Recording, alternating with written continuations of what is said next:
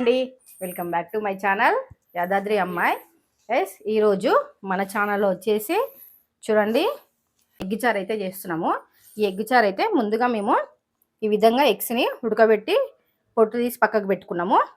అలాగే పన్నీర్ కూడా వేస్తున్నాము. ఇందులో పన్నీర్ని పీసెస్గా కట్ చేసి ఈ విధంగా పెట్టుకున్నాము. అలాగే ఎండుమిర్చి, టమాటాలు, ఉల్లిపాయ, పచ్చిమిర్చి. ఇందులో మెయిన్ ఇంగ్రీడియంట్స్ వచ్చేసి ఇది ఏంటి అంటే మనము పాల మీద మీగడ ఉంటుంది కదా, ఈ మీగడ వచ్చేసి మేము 2-3 డేస్ నుంచి పక్కకు పెట్టుకున్నాము. ఈ ఎగ్ చారులో ఈ మీగడ అనేది వేసుకుంటే క్రీమీ లాగా ఉంటుంది. సో ఈ మీగడని తీసి మిక్సీలో అయితే ఇలా వేసుకున్నాము. ఇలా ఒక బాండి పెట్టుకొని అందులో 2 స్పూన్ల నూనె అయితే వేసుకున్నాం. నెక్స్ట్ వచ్చేసి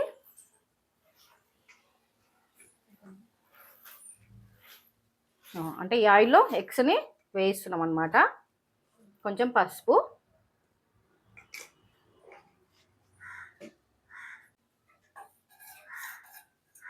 ఆయిల్ వేడి కాకముందుకే పసుపు వేసుకోవాలి, లేకపోతే మాడుతుంది. ఈ విధంగా ఎగ్స్ని తీసుకొని ఇందులో వేయించుకోవాలి. అంటే ఎగ్స్ని ఈ విధంగా వేయించుకోవాలి ఆయిల్లో.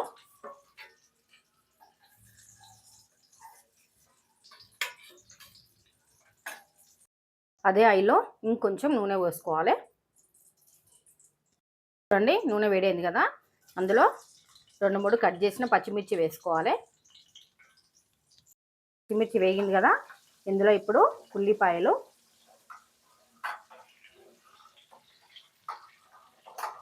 చూడండి ఇప్పుడు మనకు ఉల్లిపాయలు వేగినాయి కదా, అందులో ఇప్పుడు వచ్చేసి ఒక 10-15 ఎండుమిర్చిని అయితే వేసుకుంటున్నాము. చూడండి ఇప్పుడు మనకు ఎండుమిర్చి వేగింది కదా, ఇందులో ఇలా పొడుగుగా కట్ చేసుకున్న టమాటా ముక్కలను వేసుకోవాలి. ఈ టమాటాలు వచ్చేసి ఒక 6 టమాటాలు తీసుకున్నాం.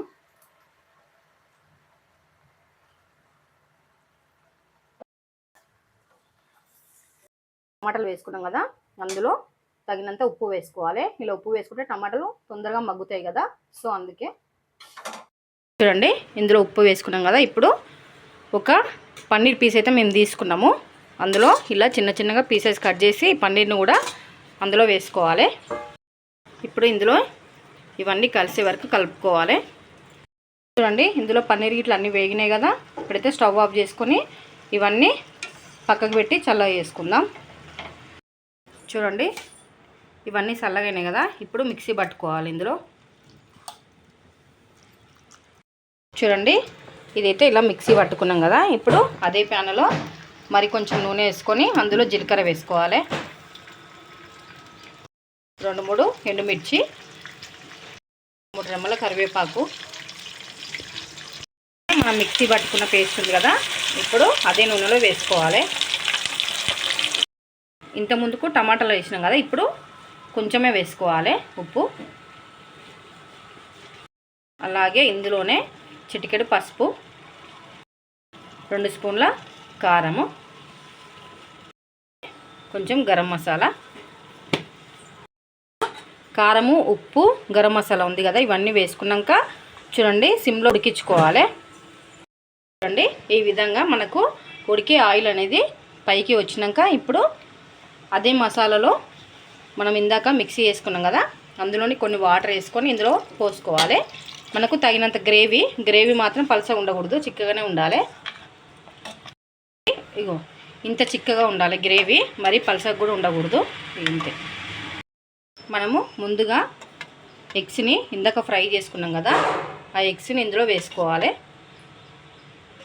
అండి ఎగ్స్ని వేసుకున్నాక మూత పెట్టి సిమ్లో పెట్టి ఒక్క 5 నిమిషాలు ఇలా ఉడికించుకొని అండి ఎగ్స్ వేసినాం కదా, ఎగ్స్ వేసినాక కలుపుకొని ముందుగా మలాయిని మిక్సీలో వేసుకున్నాం కదా, ఇప్పుడు ఆ మలాయి పేస్ట్ని ఇందులో వేసుకోవాలి.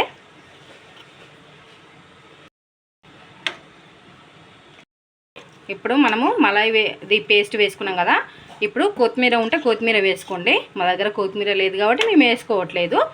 ఓకేనా.